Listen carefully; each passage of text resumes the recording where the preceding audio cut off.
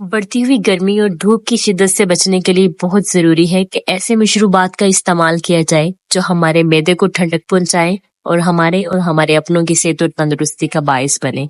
आज उसी हवाले से एक और मशरूब की रेसिपी लेकर मैं हाजिर हो गई हूँ। आज हम बनाने लगे हैं इमली और आलू बुखारे का शरबत। ये बहुत ही सिंपल इंग्रेडिएंट्स के साथ बनके तैयार हो जाएगा और बहुत ही कम वक्त में आप इसको बना के तैयार कर सकते हैं। इसे बनाना बहुत ही आसान है और जस्ट 5 से 10 मिनट लगेंगे और ये मशरूब तैयार हो जाएगा। Let's start making the recipe. शरबत तैयार करने के लिए मैंने यहाँ पे 100 ग्राम आलू बुखारा ले लिया है और साथ ही मैंने 100 ग्राम इमली ली है। आपने कोशिश करनी है कि आप यहाँ पे फ्रेश आलू बुखारा और इमली यूज करें। यहाँ पे मैंने एक बाउल ले लिया है। सबसे पहले तो हमने बाउल के अंदर 2 गिलास पानी शामिल करना है। यहाँ पे मैं इसके अंदर 1 गिलास पानी शामिल कर दिया और साथ ही हम इसके अंदर 1 गिलास और पानी शामिल कर देंगे।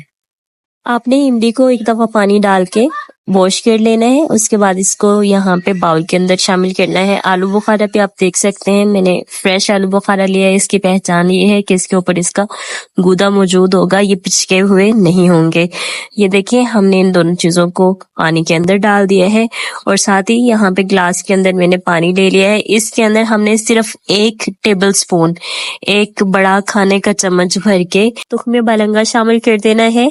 इसको भिगोने के लिए हमने ताज़ा पानी इस्तेमाल करना है। आपने हरगिज गलती से इससे ठंडा पानी यूज नहीं करना इसको भिगोने के लिए, उससे ये फूलेगा नहीं और ऐसे ही रह जाएगा।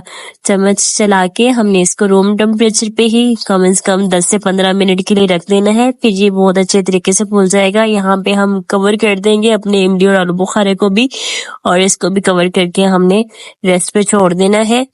यहाँ पे इमली और आलू बुखारे को भिगो के रखे हुए तकरीबन 1 घंटा गुजर चुका है। अब ये देखें इसका गुदा जो है वो सॉफ्ट हो चुके हैं। हमने साफ हाथों की हेल्प से इसको मसल लेना है। मसलने के बाद आपने कोई भी स्टैंडर्ड छलनी ले लेनी है, इसको छान लेना है अच्छे तरीके से ताकि इसकी गुठलियां अलग हो जाए। यहाँ पे मैंने सॉस पैन ले लिया है। इसके अंदर हम लोग इमली और आलू बुखारे का पल्प जिसको हमने छान लिया है वो शामिल कर देना है। आपने ध्यान से इसको शामिल करना है और एंड पे देख लीजिएगा कोई छोटे छोटे पार्टिकल्स हों तो उसको इसके अंदर न जाने दीजिएगा। ये देखें जी यहाँ पे अब हम लोग अपना चूल्हा चला लेंगे और इसको हम लोगों ने पकाना है। लो टू मीडियम हीट के ऊपर हमने इसको कुक करना है। इमली और आलू बुखारे के पल्प को हमने हीट अप होने देना है यहाँ तक ये बॉइलिंग टेम्परेचर पे आ जाए और जैसे ही ये बॉइलिंग टेम्परेचर पे आएगा हमने इसके अंदर चम्मच चलाना है और साथ ही हमने इसके अंदर 1.5 कप यानी कि 1.5 कप हमने इसमें चीनी शामिल कर देनी है जो कि तकरीबन 1 पाव के करीब बनती है। इसको शामिल करने के बाद अगेन हमने इसको पकने देना है और चीनी को अच्छी तरीके से इसके अंदर घुलने देना है। छोटे चम्मच का तीसरा हिस्सा हमने इसमें काला नमक शामिल करना है। 1 चुटकी जितना हमने इसमें जीरा पाउडर शामिल करना है। इससे इसके फ्लेवर में बहुत अच्छा इजाफा हो जाएगा। इसी तरह से चम्मच चलाते हुए हमने इसको पकाना है और आपने कम से कम इसको 10 मिनट के लिए लो टू मीडियम हीट के ऊपर पका लेना है ताकि इसके गाढ़ेपन में इजाफा हो जाए। आप देख सकते हैं यहाँ पे मुझे शरबत को बनाते हुए 10 मिनट गुजर चुके हैं और इसके गाढ़ेपन में इजाफा हो चुका है।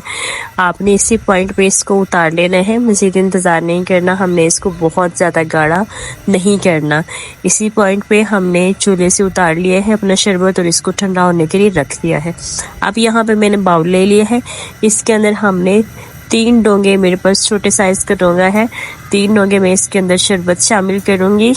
अपनी ज़रूरत के मुताबिक अब हम इसके अंदर बर्फ़ शामिल कर लेंगे। आपने कम ठंडा पीना है तो कम बर्फ़ शामिल करें और अगर ज़्यादा ठंडा पीना चाह रहे हैं तो अपनी ज़रूरत के मुताबिक ज़्यादा बर्फ़ शामिल करें। अब हम इसको हिलाएंगे ताकि हमारा शरबत ठंडा हो जाए और साथ ही हम इसके अंदर डालेंगे अब तुख्मे बलंगा जो हमने ऑलरेडी भिगो के रखा हुआ था।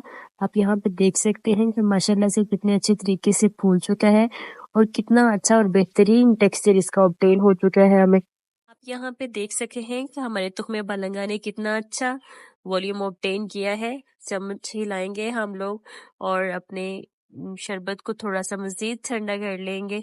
Now it's time to serve. ग्लासों में बर्फ डाल लेंगे और साथ ही हम लोगों ने अपना तैयार शुदा शरबत ग्लासों के अंदर डाल देना है।